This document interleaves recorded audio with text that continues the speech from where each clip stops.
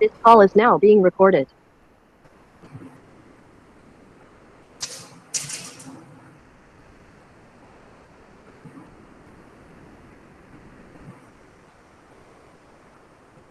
ठीक है जी, अगर क्वेश्चन नहीं है तो फिर हम स्टार्ट करते हैं। इससे पिछले लेक्चर में हमने कवर किया था फर्स्ट लॉ को हम ऑब्जर्व कर रहे थे। फर्स्ट लॉ को हमने दो सिस्टम्स में जो है वो पढ़ लिया था। एक हमारे पास सिस्टम जो सबसे पहले सिस्टम था वो हमारे पास फर्स्ट लॉ ऑफ थर्मोडायनामिक्स के लिए फॉर अ कंप्लीट साइकिल था।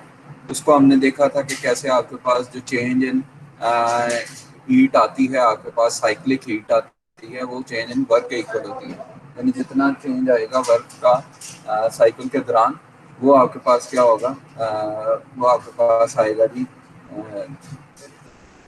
वो दोनों इक्वल होंगे। यानी जितनी चेंज आएगी आपकी हीट की वो, और जितनी चेंज आपकी आएगी हीट की साइकिल के दौरान वो किसके इक्वल होगी, वो साइक्लिक वर्क के इक्वल होगी। फिर हमने केस पढ़ा था for a process in close system. अगर आप प्रोसेस इन क्लोज सिस्टम की बात करते थे तो इंटरनल एनर्जी का जो चेंज आता था वो असल में दो चीज़ों में कन्वर्ट होता था। एक जितनी आप हीट सप्लाई कर रहे थे वो, और एक आपके पास क्या होता था, एक आपके पास आता था जी जो वर्क डन होता था। यानी जब आप हीट सप्लाई करते थे तो पिस्टन आपका ऊपर की तरफ मूव करता था, तो प्रेशर वॉल्यूम वर्क जो है वो आपके पास इनकॉर्पोरेट होता था। तो प्रेशर वॉल्यूम वर्क या वर्क और हीट दो चीज़ों में आपके पास डिफरेंस आ रहा होता था इंटरनल एनर्जी के इक्वल। ठीक है जी, तो जब आप इसको रीअरेंज करते थे तो Q is equal to delta U plus W हो जाता था। या इसको आप इस तरह से लिख सकते हैं, U change in internal energy plus pressure volume work. तो ये आपके पास for a process in close system का केस था। फिर उसके बाद हमने CP minus CV is equal to R जो है, इसको हमने प्रूव किया था कि ये कैसे CP और CV R के इक्वल होता है। तो इसका एक प्रूफ था हमारे पास। अब हमारे पास थर्ड केस है। थर्ड केस में हमारे पास इनफैक्ट क्या होता है कि for a process in open system, अगर आप ओपन सिस्टम की बात करें, इससे पहले हमने क्लोज सिस्टम के लिए एक प्रोसेस को ऑब्जर्व किया जिस पे फर्स्ट लॉ हमने अप्लाई किया। अब हम क्या करेंगे, अब हम करेंगे जी ओपन सिस्टम के लिए इसको स्टडी, जिसमें हमारे पास होता क्या है, ओपन सिस्टम में आपके पास कंट्रोल वॉल्यूम होता है, जबकि क्लोज सिस्टम में आपके पास क्लोज मैस होता है। तो ओपन सिस्टम में आपके पास कंटिन्यूसली बाउंड्री के क्रॉस क्या चीज़ क्रॉस कर रही होती है, आपकी हीट भी क्रॉस कर रही होती है और मैस भी क्रॉस कर रहा होता है। तो मैस अगर आपका यहाँ पे एंट्री पॉइंट के ऊपर उसकी value P1 V1 T1 V1 H1 और वेलोसिटी दैट इज V1, इसके साथ आपका मैस M1 अगर यहाँ से एंटर हो रहा है और एरिया उसका है लेट्स सी A1 है जहाँ से वो एंटर हो रहा है, ये आपके पास एक डक्ट है जिसके अंदर से मैस एंटर हो रहा है और यहाँ से ये मैस लीव हो रहा है। तो कंटिन्यूसली आपका ये मैस यहाँ से ऐड होता जाएगा और यहाँ से लीव होता जाएगा। ये एक प्रोपेलर लगा हुआ है। प्रोपेलर क्या है कि ये जो आपके पास स्टीम आ रही है ये इसको प्रोपेलर को घुमा रही है। तो घुमाएगी तो यहाँ पे क्या होगा, यहाँ पे वर्क होगा, काम होगा। तो कंट्रोल वॉल्यूम कहाँ पे आएगा, आप इस बाउंड्री को चूज करेंगे और इस बाउंड्री को चूज करेंगे तो आपके पास क्या हो जाएगा, अंदर कंट्रोल वॉल्यूम आ जाएगा और इसको आप हीट अप कर रहे हैं, यानी हीट आप सप्लाई कर रहे हैं। तो ये आपका ओपन सिस्टम बन गया। तो हमारे पास internal energy that is equal to mass multiplied with specific internal energy. यानी स्पेसिफिक कोई भी चीज़, कोई भी प्रॉपर्टी आपकी स्पेसिफिक कब बनती है, जब आप उसको मैस से डिवाइड करते हैं। तो capital U would be equal to M multiplied with small u, और इसी तरह से कैपिटल V जो वॉल्यूम है वो आपके पास इक्वल हो जाता है M multiplied by small v, और H आपके पास किसके इक्वल होता है, U प्लस पी वी के। H is equal to U plus P V होता है। और स्मॉल h की अगर बात करें तो स्मॉल u हो जाएगा और यहाँ पे p हो जाएगा और ये v भी आपके पास m से डिवाइड होके स्मॉल v बन जाएगा। अब हम इस केस में हमारे पास फर्स्ट लॉ हम कैसे अप्लाई करते हैं, इस केस में हम फर्स्ट लॉ ऐसे अप्लाई करते हैं, sum of energies entering the control volume that is equal to sum of energy leaving the control volume. यानी जितनी आपके पास एनर्जीज यहाँ पे कंट्रोल वॉल्यूम की एंट्री के ऊपर जब इनको सम करेंगे तो उनका जो सम इक्वल आएगा वो किसके इक्वल होगा, वो आपके पास जो जितनी वैल्यूज यहाँ पे लीव कर रही हैं उसके इक्वल आएगा control volume. For a steady flow process, जब आपका स्टेडी स्टेट और स्टेडी फ्लो प्रोसेस हो तो उस केस में आपके पास क्या होगा, एनर्जी इंटरिंग द सिस्टम, जो एनर्जीज आपके पास कंट्रोल वॉल्यूम में एंटर हो रही हैं उनमें आपके पास इंटरनल एनर्जी होती है। Work required for entrance that is P1 V1। Thermodynamics में आपके पास जो वर्क होता है वो आपके पास प्रेशर वॉल्यूम वर्क होता है, इसलिए इसको P1 V1 लिखा है। इसके अलावा kinetic energy of the entrance होगा, यानी जिस फ्लो के साथ आपके पास मैस आ रहा है, that is equal to 1/2 m1v1 square. mv square आपके पास काइनेटिक एनर्जी होती है। पोटेंशियल एनर्जी की अगर बात करें तो m1 mgz आपके पास क्या होती है, पोटेंशियल एनर्जी होती है, जिसको आपने mgh पढ़ा होगा पहले। तो यहाँ पे वो mgh नहीं है बल्कि mgz है, z1 है। h आपके पास हाइट होती है, यहाँ पे हाइट को z1 से शो किया गया है, तो ये आपके पास पोटेंशियल एनर्जी आ जाएगी। तो चार तरह की एनर्जीज आ गई, इंटरनल एनर्जी, उसके बाद वर्क डन आ गया, उसके बाद हमारे पास काइनेटिक एनर्जी आ गई और पोटेंशियल एनर्जी आ गई। ये चार एनर्जीज हैं जो एंट्री के ऊपर होंगी, और इसी तरह की चार एनर्जीज क्या होंगी आपके पास एग्जिट के ऊपर भी आ रही होंगी। और एंट्री के ऊपर आपके पास एक चीज और होगी, वो होगी हीट आप जो सप्लाई कर रहे हैं, यानी जब जो चीजें आप एंटर कर रहे हैं वो आपकी जो है वो एंट्री एनर्जीज कहलाएंगी, energies at entering the system. उनमें हीट आप सप्लाई कर रहे हैं तो वो आपकी क्या आ जाएगी, इसमें ऐड हो जाएगी। अब अगर यहाँ पे बात करें तो हमारे पास क्या होता है, अब लीविंग द कंट्रोल वॉल्यूम की अगर बात करें तो कौन कौन सी एनर्जीज आएंगी, सेम उसी तरह से इंटरनल एनर्जी होगी, फिर उसके बाद आपके पास potential volume pressure volume work होगा, फिर काइनेटिक एनर्जी होगी 1/2 m2v2 स्क्वायर, और पोटेंशियल एनर्जी आपके पास होगी mgz2। z2 और z1 क्या है, z1 इसकी हाइट है, ये जो आपको यहाँ पे शो हो रही है, और z2 इसकी हाइट है किसी एक रेफरेंस से। और इसमें एक और चीज होगी, वो होगी आपकी वर्क आउटपुट। जितना आउटपुट वर्क आपके पास आ रहा है कंट्रोल वॉल्यूम का, वो आपके पास आउटपुट यानी energy leaving the control volume आ जाएगा। ठीक है जी, अब हम इन दोनों को करेंगे इक्वेट। तो इक्वेट करने से हमारे पास होता क्या है, energy equating 1 and 2 will give you basically u1 plus p1 v2 plus 1/2 m1 v1 square plus mgz1 plus qcv, यानी जितनी हीट एंटर हो रही है कंट्रोल वॉल्यूम के अंदर। और दूसरी एंड पे क्या हो जाएगा, जो लीव कर रही हैं आपके पास क्या लीव कर रही हैं, एनर्जीज जो लीव कर रही हैं, उसमें आपके पास इंटरनल एनर्जी होती है प्लस p2 v2 होगा प्लस 1/2 m v2 स्क्वायर, और यहाँ पे m2 GZ2 हो जाएगा आपके पास, प्लस आपके पास क्या हो जाएगा, जो जितना वर्क डन आपका कंट्रोल वॉल्यूम में किया है वो आपके पास हो जाएगा। ठीक है जी। तो अगर आप m वाली क्वांटिटीज को इकट्ठा कर लें तो आपके पास क्या होता है, m वाली क्वांटिटीज को अगर आप इकट्ठा करते हैं तो आपके पास आ जाता है ये जो u1 प्लस p1 v1 है, ये h के इक्वल होता है। h यानी enthalpy, that is equal to enthalpy is your total heat content, enthalpy is equal to U plus P V होता है, तो आपने एच लिख दिया इसको। ठीक है जी, कैपिटल एच को आप लिख सकते हैं स्मॉल एम, यानी मैथ को मल्टीप्लाई करें स्मॉल एच के साथ तो आप उस कॉम्बिनेशन में भी इसको लिख सकते हैं। तो यहाँ पे किया क्या है कि पहले स्टेप में आपने u1 प्लस p1 v1 को कंबाइन करके लिखा h1 कैपिटल h1, और फिर दूसरे स्टेप में क्या किया आपने m1 h1 कर दिया, यानी उसको स्मॉल m और स्मॉल h की टर्म्स में लिख दिया। अब आपके पास ये भी m की टर्म में आ गया, ये भी m की टर्म में आ गया, और ये भी m की टर्म में आ गया। सिर्फ बची क्या चीज, प्लस क्यू सी वी बची, जो हीट आपके इंटर हो रही।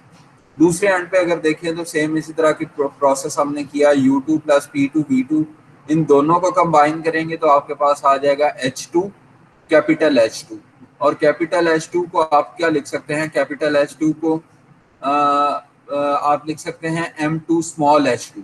तो m2 आपका कॉमन आ जाता है, h2 अंदर बच जाएगा प्लस 1/2 v2 स्क्वायर, और उसके बाद आपके पास क्या आ जाएगा, gz2 आ जाएगा, और इसके बाद क्या आ जाएगा, m2 आ जाएगा प्लस wcv आ जाएगा।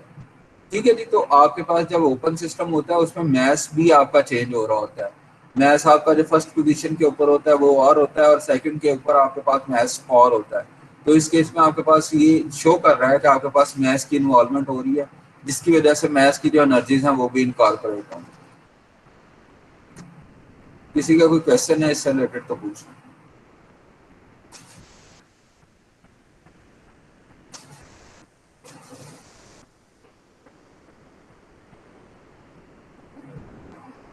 नो सर, नहीं है। ठीक है जी, नेक्स्ट हमारे पास है आइसोथर्मल या आइसोथर्मल कांस्टेंट टेम्परेचर प्रोसेस। ये पहले भी हम कर चुके हैं लेकिन इसको दोबारा देख लेते हैं। आइसोथर्मल प्रोसेस में हमारे पास क्या होता है, आइसोथर्मल प्रोसेस में हमारे पास होता ये है कि आपका टेम्परेचर कांस्टेंट रहता है। जब आप चेंज लेके आते हैं, एक प्रोसेस के एक स्टेट से लेके दूसरी स्टेट तक जब जाते हैं, जब आपका सिस्टम एक स्टेट से दूसरी स्टेट में जाए तो वो क्या होता है, वो आपका थर्मोडायनामिक प्रोसेस कहलाता है। एक स्टेट सिस्टम की चेंज होकर दूसरी में जाए तो वो किसी ना किसी प्रोसेस के तहत होती है, तो ये थर्मोडायनामिक प्रोसेस कहलाता है। अब ये कैसा प्रोसेस होगा, ये ऐसा प्रोसेस होगा जिसमें आपका टेम्परेचर जो पहली स्टेट के ऊपर है वही टेम्परेचर आपका दूसरी स्टेट के ऊपर भी हो, यानी टेम्परेचर आपका कांस्टेंट रहे। A process in which the change of pressure and volume take place in such a way, वो इस तरह से टेक प्लेस हो, आपकी प्रेशर या वॉल्यूम की चेंजेस इस तरह से टेक प्लेस हो that the temperature of a fluid remains constant. आपके पास जो टेम्परेचर है फ्लूइड का वो कांस्टेंट रहे। पहली स्टेट के ऊपर भी अगर 25 डिग्री सेंटीग्रेड है टेम्परेचर की वैल्यू, तो जब दूसरी स्टेट पे जाता है तो तब भी उसकी वैल्यू 25 डिग्री सेंटीग्रेड ही रहे, तो ये आपका आइसोथर्मल प्रोसेस कहलाता है। In an isothermal expansion, heat must be added continuously and slowly to keep the temperature at the initial value. Similarly, in an isothermal compression, heat must be removed from the fluid continuously during the process. इस बात का क्या मतलब है, इस बात का मतलब ये है कि आपने जब एक्सपेंशन करवानी होती है तो एक्सपेंशन कैसे करवाते हैं, एक्सपेंशन में आपने वॉल्यूम इंक्रीज करवाना होता है, वॉल्यूम इंक्रीज करवाने के लिए आपको हीट सप्लाई करनी पड़ती है, और जब आप हीट सप्लाई करेंगे तो टेम्परेचर क्या होगा, टेम्परेचर तो बढ़ेगा। तो फिर आप आइसोथर्मल एक्सपेंशन कैसे अचीव करते हैं, आइसोथर्मल एक्सपेंशन आप इस तरह से आइडियली अचीव कर सकते हैं कि आप बहुत स्लो प्रोसेस करवाएं, यानी हीट ऐड करें लेकिन बहुत स्लो हीट ऐड करें कि वो आपका टेम्परेचर उतनी देर में वो हीट को कंज्यूम करके मैनेज कर ले और आपका टेम्परेचर ना बढ़े। ठीक है, तो इसलिए आइसोथर्मल प्रोसेस को अचीव करना बहुत मुश्किल होता है, और कॉमनली ये प्रैक्टिस जो होती है उसमें हम आइसोथर्मल प्रोसेसेस को इस तरह से अचीव नहीं कर पा रहे होते हैं। ये एक इसकी रीज़न है, और ये रीज़न यहाँ पे बड़ी क्लियरली लिखी है कि आपने जब एक्सपेंशन करवानी है तो आपको ये प्रोसेस बहुत स्लो करवाना पड़ेगा, अदरवाइज क्या होगा कि आपके पास हीट जब आप ऐड करेंगे तो टेम्परेचर बढ़ेगा। Same is the case for expansion compression as well. Expansion में आप वॉल्यूम एक्सपेंड करवा देते हैं, कंप्रेशन में आप क्या करते हैं, वॉल्यूम को कंप्रेस कर रहे होते हैं, कम कर रहे होते हैं। तो जब आप वॉल्यूम को कंप्रेस करते हैं तो अंदर हीट आपके पास अगेन जो है वो चेंज आती है और टेम्परेचर आपके पास बढ़ने के चांसेस होते हैं। तो आप करते क्या हैं उस केस में, आप इसको इतना स्लो कंप्रेशन करवाते हैं कि उसके थर्मल चेंजेस यानी टेम्परेचर चेंजेस ना आए। ठीक है जी, तो ये आइसोथर्मल कंप्रेशन और आइसोथर्मल एक्सपेंशन को अचीव करने का तरीका का। अब हमारे पास होता क्या है, होता ये है हमारे पास कि टी आपका कांस्टेंट रहता है, यानी टेम्परेचर आपका कांस्टेंट रहता है, आप जिस भी स्टेट की बात करें, फर्स्ट स्टेट की बात करें या सेकंड स्टेट की बात करें। और जनरल गैस इक्वेशन हमारे पास क्या होती है, वो होती है PV is equal to MRT। PV is equal to MRT। अब ये M भी आपके पास कांस्टेंट है, R भी आपके पास कांस्टेंट है, और अगर आपके पास T हो तो वो भी क्या होगा, T अगर कांस्टेंट हो तो ये तीनों चीजें क्या हो जाएंगी, कांस्टेंट हो जाएंगी ना। आपके पास M जो है वो कांस्टेंट रहता है, R आपके पास कांस्टेंट है जो जनरल गैस कांस्टेंट कहलाता है, उसके बाद T आपके पास जो है वो भी कांस्टेंट, आइसोथर्मल के केस में T भी आपके पास कांस्टेंट है। तो ये तीनों चीजें आपके पास कांस्टेंट होंगी, इनको आप कैपिटल C के साथ लिख सकते हैं। Capital C is basically equal to what, M, R and T, M multiplied by R multiplied by T। तो MRT को आपने C के टर्म में लिख दिया, यानी C लिख दिया। तो P1 PV is equal to C, यानी यहाँ पे PV वैसे ही रहेगा, राइट साइड पे क्या हो जाएगा, C हो जाएगा, ये कांस्टेंट के तौर पे आपने लिख दिया। तो अब हमारे पास क्या होगा, P1 V1 is equal to P2 V2। कैसे आएगा, वो ऐसे आएगा आपके पास, क्यों आएगा, वो ऐसे आएगा कि आप जब P1 V1 की बात करेंगे तो आपके पास अगेन वो कांस्टेंट आएगा, जब आप P2 V2 को मल्टीप्लाई करेंगे तब भी कांस्टेंट C आएगा।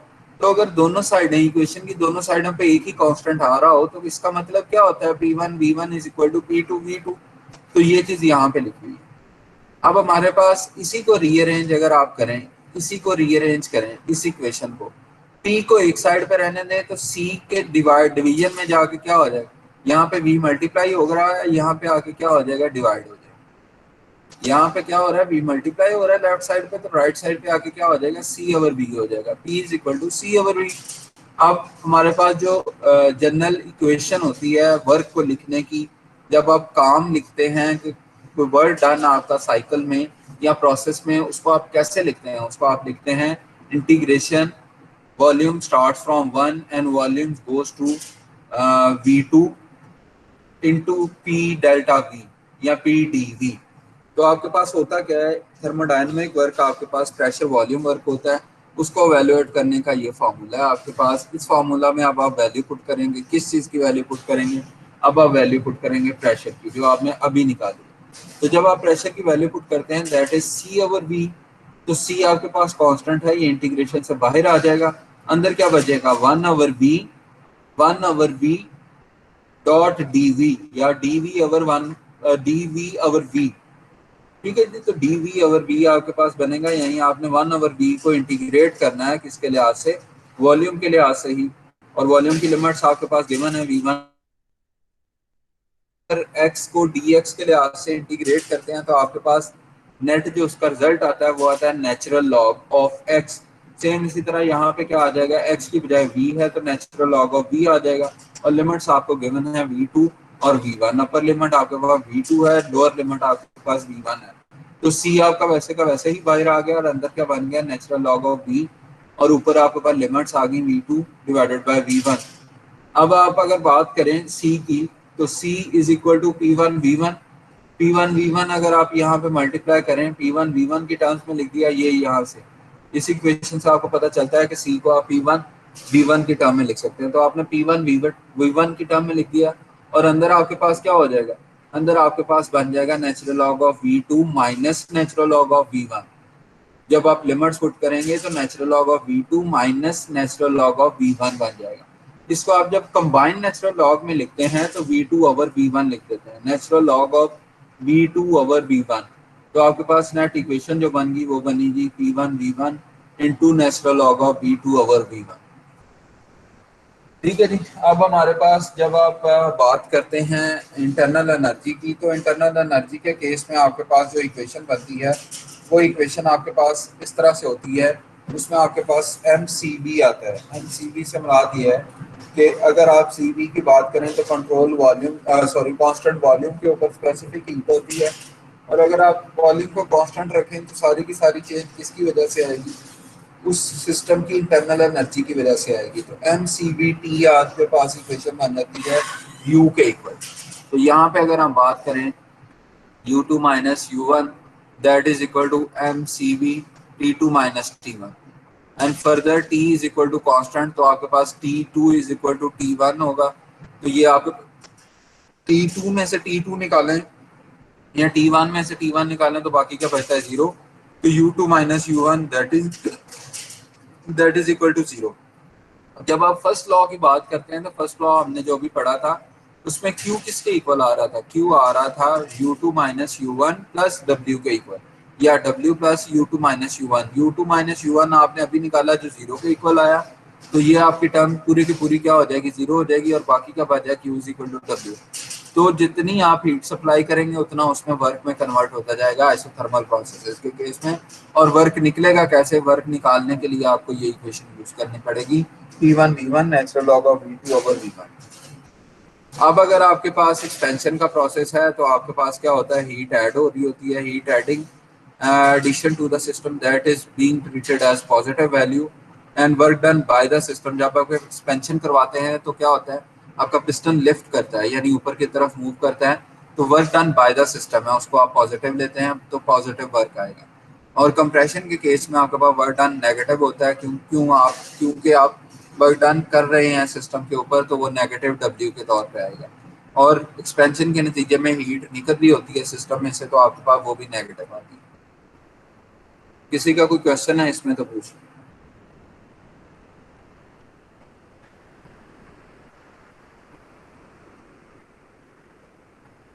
सर ये कॉम्प्लिकेटेड नहीं है थोड़ा? जी सर मुझे ये थोड़े कॉम्प्लिकेटेड लग रहे हैं देखने से। क्या लग रही है? सर कॉम्प्लिकेटेड लग रही है। नहीं, कॉम्प्लिकेटेड तो कुछ भी नहीं है, आपने इंटीग्रेशन की है इसमें सिर्फ है। कौन सी चीज कॉम्प्लिकेटेड लगी है आपको बताएं, उसको डिस्कस कर लेते हैं। कहाँ से सर जी, कॉम्प्लिकेशन? सर ये जो यहाँ पे सर सर जी ये जो है एक तो उधर साइड में P के बराबर समझ नहीं लग रही आपकी आवाज की डिस्टॉर्शन आ रही है, दोबारा बताएं। सर वो ना, sir P V is equal to C is equal to P1 V1। Sir जी ये तो फार्मूला हो गया ना सर, इसके नीचे आपने लगाया नहीं। आवाज आपकी फिर ब्रेक होगी। हैंड्स फ्री यूज कर रहे हैं तो माइक जरा करीब करके बोलना।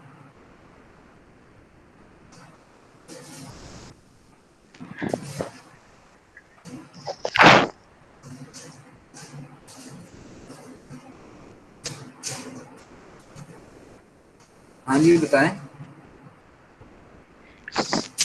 सर यहाँ पे P V is equal to C, फिर इज इक्वल ठीक P1 है, सर, यहाँ से नीचे आगे नहीं समझ आ रहा सही। इससे आगे मैं दोबारा बता देता हूँ। आपने जब भी काम निकालना है ना, थर्मोडायनामिक वर्क निकालना है, तो आपके पास जनरल इक्वेशन ये होती है। इंटीग्रेशन करनी होती है आपने, किस चीज़ की इंटीग्रेशन आपने करनी होती है? पी डी वी की इंटीग्रेशन आपने करनी होती है, पी डी वी की। इसमें आपने डिफरेंट रिलेशंस पुट करते जाना। ठीक है जी, आगे आगे इससे थोड़ा सा चीज़ें ऐड होती जाएंगी, बेसिक आपकी यही रहेंगी। तो आपने पहले आप ये याद करेंगे, आपने W is equal to integration of P dot D V करना होता है। इंटीग्रेशन करनी होती है P की with respect to D V. अब हमारे पास P इस केस में किसके इक्वल है? इस केस में हमारे पास P जो हमने निकाला है, ये जब आप P V is equal to C लिखते हैं, इसी को रीअरेंज करें तो आप P के लिए लिख सकते हैं P is equal to C over V, C divided by we.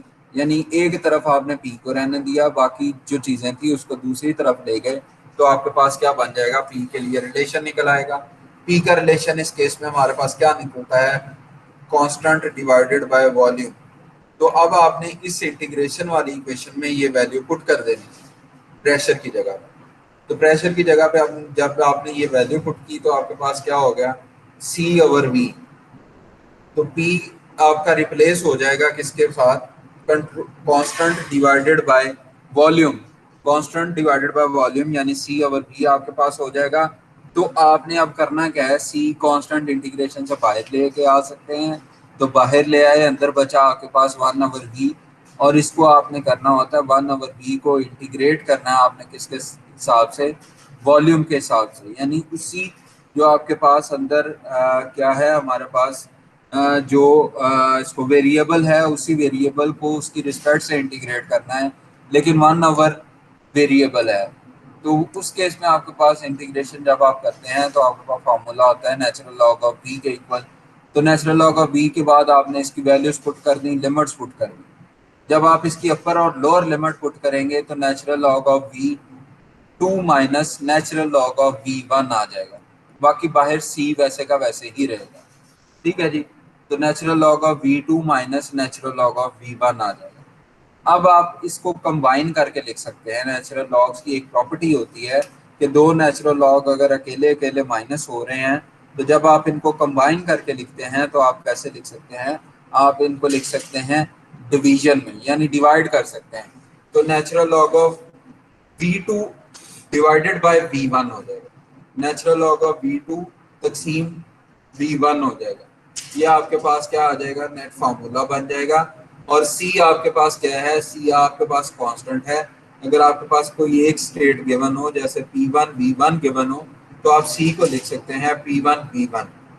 अगर P2 V2 गिवन हो तो आप इसको P2 V2 लिख सकते हैं। अगर कोई थर्ड स्टेट गिवन है P3 V3 लिख सकते हैं।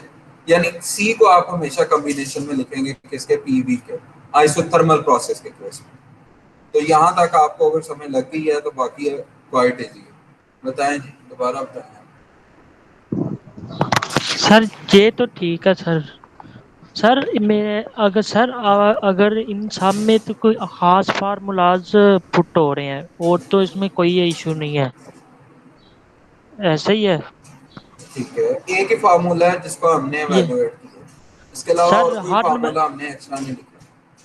सर हर क्वेश्चन की नौयत के मुताबिक फार्मूला पुट हो रहे हैं ना, यानी अभी कुछ में वो। अभी आप सिर्फ ये समझे, आगे आएगा तो उस लिहाज से हम देख लेंगे।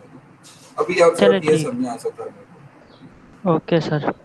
आपने बेसिक इक्वेशन इंटीग्रेशन की है, वर्क निकालने के लिए इंटीग्रेशन की इक्वेशन एक वो ओके। इक्वेशन है, और दूसरी इक्वेशन आपके पास होती है जनरल गैस इक्वेशन, जो आप बड़ी देर से पढ़ते आ रहे हैं, जो होती है PV = mRT।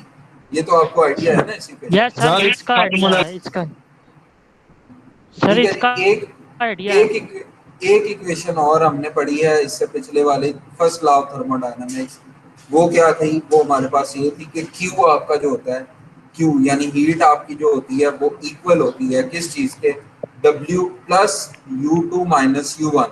या आप इसको इस तरह से लिख सकते हैं कि आपके पास जो आपके पास Q होता है, Q को आप लिख सकते हैं W + ΔU, W + ΔU लिख सकते हैं, या W + U2 - U1। ये फर्स्ट लॉ ऑफ थर्मोडायनामिक्स है। तो फर्स्ट लॉ ऑफ थर्मोडायनामिक्स में आपने सिर्फ वैल्यूज पुट कर दी, कैसे की तो मैंने आपको बता दिया। Okay sir. सर ये न्यूमेरिकल सेंड हो आपने भेज दिए थे ना ग्रुप में, वो जो। हाँ जी, पिछले लेक्चर तक तो सारे भेजे हुए हैं, नेक्स्ट आज मैं भेज दूंगा जी। Thank you sir. नेक्स्ट हमारे पास है एडियाबैटिक प्रोसेस। ठीक है जी। एडियाबैटिक प्रोसेस का जी रोल नंबर 9 बताएं जी जी। रोल नंबर 9 क्वेश्चन है आपका कोई? No hello.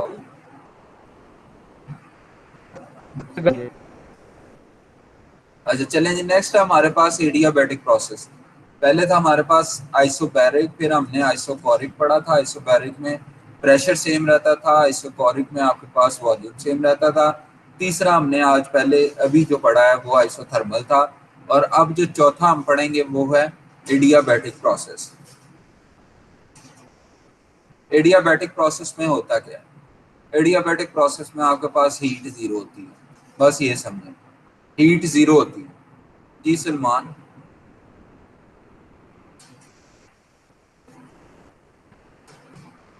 जी सलमान, क्वेश्चन है कोई आपका?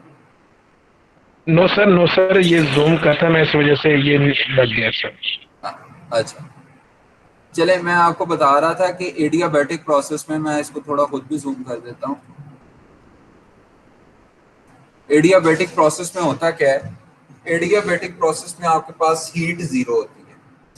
तो आपने सिर्फ इतना याद रखना है कि no heat is being entering or leaving the system. ना तो सिस्टम के अंदर हीट आ रही है, ना सिस्टम के बाहर हीट जा रही है। बस ये एडियाबैटिक प्रोसेस है। ना सिस्टम के अंदर हीट आएगी, ना सिस्टम से बाहर हीट जाएगी। ये एडियाबैटिक प्रोसेस है। अब इसको पढ़ लेते हैं, ये क्या लिखा। अब प्रोसेस एक प्रोसेस है इन विच, जिसमें होता क्या है, no heat is transfer, heat transfer नहीं होती टू और फ्रॉम द सिस्टम, या तो सिस्टम के अंदर या सिस्टम से, यानी सिस्टम के अंदर हीट भी नहीं जाती और सिस्टम से बाहर भी नहीं निकलती हीट। तो वो आपका प्रोसेस क्या कहलाता है? एडियाबैटिक प्रोसेस कहलाता है। इन एडियाबैटिक एक्सपेंशन, जब आप एडियाबैटिक एक्सपेंशन की बात करें, एक्सपेंशन का मतलब होता है फैलाव। जब आप एडियाबैटिक एक्सपेंशन की बात करें तो उसमें क्या होता है? Work done by the system is at the expense of reduction in internal energy. तो आपके पास जो वर्क डन होता है वो सारे का सारा इंटरनल एनर्जी की वजह से होता है। और अगर आप कंप्रेशन की बात करेंगे तो कंप्रेशन में भी हीट जीरो रह रही है। तो जितना आप कंप्रेस करते जाएंगे, वो आपका जो वर्क है वो किस में कन्वर्ट होता जाएगा? वो आपकी इंटरनल एनर्जी को बढ़ाता जाएगा। इंटरनल एनर्जी होती क्या है? इंटरनल एनर्जी आपकी वो एनर्जी होती है जो उसकी मॉलिक्यूल की वाइब्रेशन की वजह से होती है, मॉलिक्यूल की मूवमेंट की वजह से होती है। तो अगर आप हीट सप्लाई नहीं कर रहे, आपने एक्सपेंशन करवानी है, तो आप करेंगे क्या? आप उसको रिलीज करते हैं, फर्ज करें पिस्टन को, वो एक्सपैंड करता है तो उसकी इंटरनल एनर्जी, उसकी जो अंदर वाली इंफरादी ताकत होगी, वो उसकी क्या हो जाएगी? कम हो जाएगी। तो वो उसकी अपनी कुव्वत कम हो जाएगी, जिसको आप इंटरनल एनर्जी कहते हैं, जब आप एक्सपेंशन करवा रहे हैं। जब आप उसको दबा रहे हैं तो अंदर मॉलिक्यूल क्या होंगे? वो ज्यादा वाइब्रेट करना शुरू कर देंगे। तो इंटरनल एनर्जी क्या हो जाएगी उस सिस्टम की, बढ़ जाएगी। हाँ, हीट उसके अंदर आपकी ना तो फिल्टर हो रही है ना लीव कर रही है। तो ये एडियाबैटिक प्रोसेस है, एडियाबैटिक एक्सपेंशन है और एडियाबैटिक कंप्रेशन है। ये होती कैसे है? हमारे पास अगेन इक्वेशन वही होती है। इक्वेशन आपके पास क्या होती है? जब आप फर्स्ट लॉ की बात करते हैं तो उस केस में आपके पास इक्वेशन होती है Q is equal to W plus delta U and delta U can be written as U2 minus U1, यानी U2 minus U1 आपके पास इंटरनल एनर्जी की चेंज होती है। अब Q आपके पास क्या है इस केस में? एडियाबैटिक के प्रोसेस के केस में आपके पास Q0 होता है, तो ये साइड आपकी 0 होगी, बाकी क्या बच गया? 0 is equal to W plus U2 minus U1, तो W plus U two minus U one is equal to 0 हो गया आपके पास।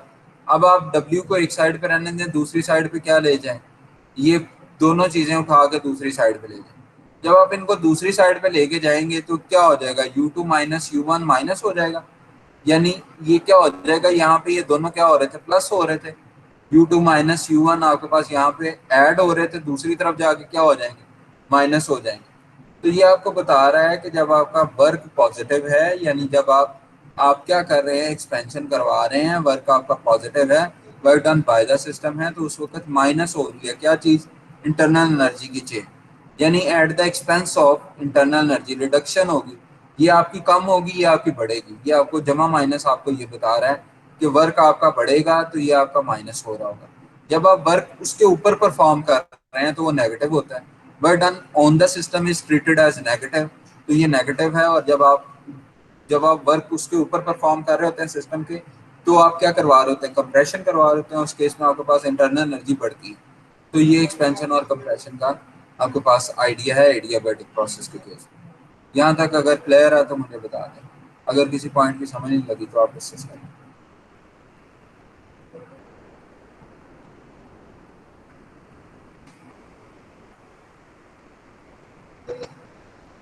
ठीक है जी, आज इतना ही करते हैं। नेक्स्ट लेक्चर में हम इसको थोड़ा सा मज़ीद देखेंगे, जिसमें कुछ चीज़ें और इसमें ऐड होती जाएंगी, बेसिक चीज़ें वही रहेंगी।